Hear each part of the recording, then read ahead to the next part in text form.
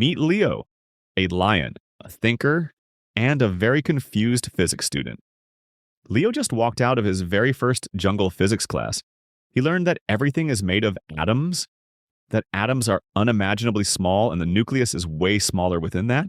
So much so that if Leo were the nucleus, his favorite snack, electron monkeys would be bouncing around hundreds of miles away in the next jungle. And that would make for a very hungry Leo. What all of this means is that the atom is 99% empty space. That's left him with one massive question. If he's made of atoms, and the jungle floor is made of atoms, and atoms are mostly empty space, why isn't he falling straight through the floor? And is he even real? Or just a glorified fart in a mane? To answer Leo's question, let's shrink way down into the atomic jungle, where the laws of physics swing from the vines like caffeinated lemurs. Here's an atom, the nucleus, a peanut in the middle of a stadium. The electrons, monkey snacks zipping around somewhere in the next jungle. And those electrons, they don't orbit neatly like planets. Nope.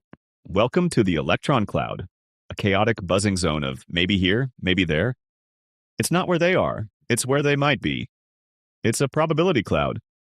You might find the monkey in a particular tree, maybe 3 out of 10 times you look.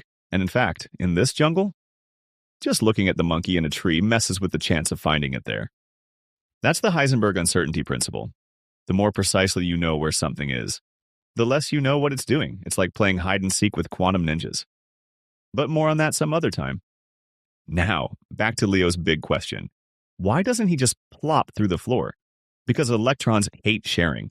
When Leo's atoms get close to the floor's atoms, their electrons go, "Back off, buddy." That's the law of electromagnetism, like charges repel. And to reassure Leo further, there's a diva rule of nature, the Pauli Exclusion Principle. It says no two electrons can occupy the same quantum state.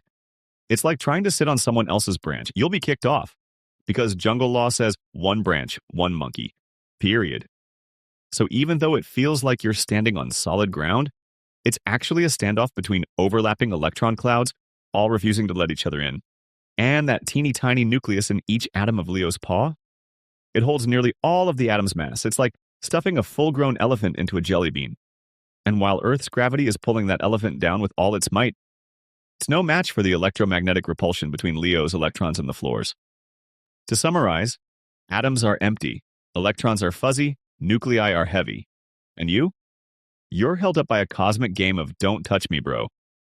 So next time you jump, stomp, or dance, and the ground doesn't disappear beneath you, thank the electrons, thank Pauli, and maybe thank Leo for asking the weird questions. This is Quirky Quarks, where science gets wild. Subscribe and join us next time in the jungle of physics.